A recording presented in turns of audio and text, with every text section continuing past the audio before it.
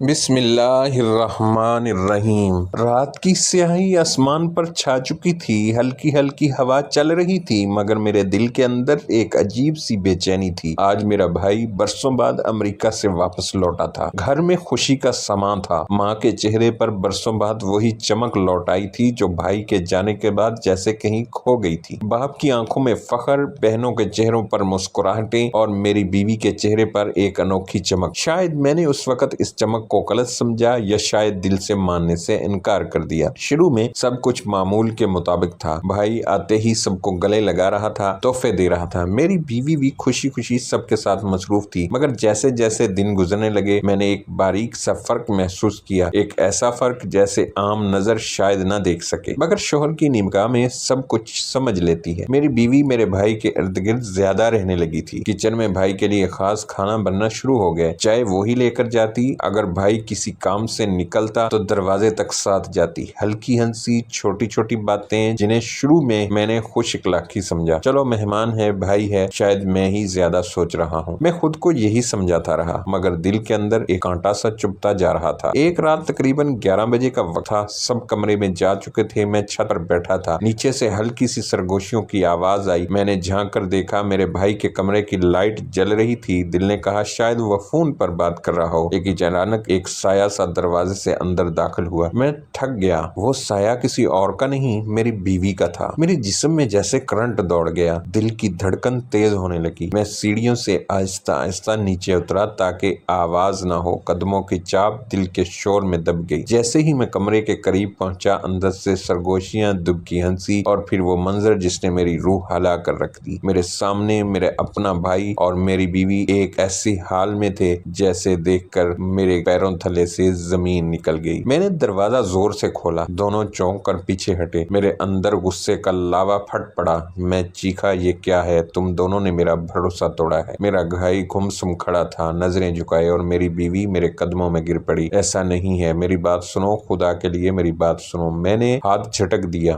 اب کیا بات باقی رہ گئی ہے؟ میرے دل میں آگ لگی ہوئی تھی، زبان بے قابو تھی۔ میں نے اسی وقت طلاق کے الفاظ ادا کرنے شروع کیے۔ وہ روتی رہی، منتیں کرتی رہی، مجھے بس فجر تک کا وقت دے دو، میں تمہیں سب سچ بتاؤں گی۔ اگر میں جھوٹی نکلی تو تمہیں طلاق دینے سے نہیں روکوں گی۔ گھر والے شور سن کر جمع ہو گئے۔ ماں نے میرا ہاتھ پکڑ کر کہا بیٹا فیصلہ جلدی میں نہ کر، صبح ہونے دے، اللہ خود حق واضح کر دے گا۔ میں اندر سے ٹوٹ چکا تھا، مگر کس طرح خود کو سنبھال کر چپ ہو گیا۔ رات باقی ماندہ لمحوں میں ایک ایک لمحہ صدیوں جتنا طویل لگ رہا تھا۔ اذان فجر تک میں جاگتا رہا، ہر سانس ایک سوال بن کر گونجتی رہی۔ کیا میں سچ میں دھوکہ کھا گیا ہوں یا کہیں کوئی بات ہے جو میں نہیں جانتا؟ آخر کار فجر کی اذان ہوئی۔ وہ بیوی جو رات بھر خاموش بیٹھی تھی اٹھی اور بولی چلو میں تمہیں سچ دکھاتی ہوں۔ وہ مجھے سیدھے بھائی کے کمرے کی طرف لے گئی۔ دل دھڑک رہا تھا۔ جیسے جیسے ہم قریب جا رہے تھے میرا سانس بھاری ہوتا جا رہا تھا۔ دروازہ آہستہ سے کھلا، وہی کمرہ، وہی جگہ، اندر وہی بھائی بیٹھا تھا۔ میرے قدم لڑکھڑا گئے۔ وہ منظر بالکل ویسا ہی تھا جیسے رات کو دیکھا تھا، لیکن اس بار کچھ مختلف تھا۔ بھائی نے جیسے ہی میری طرف دیکھا اس کی آنکھوں میں خوف، شرمندگی اور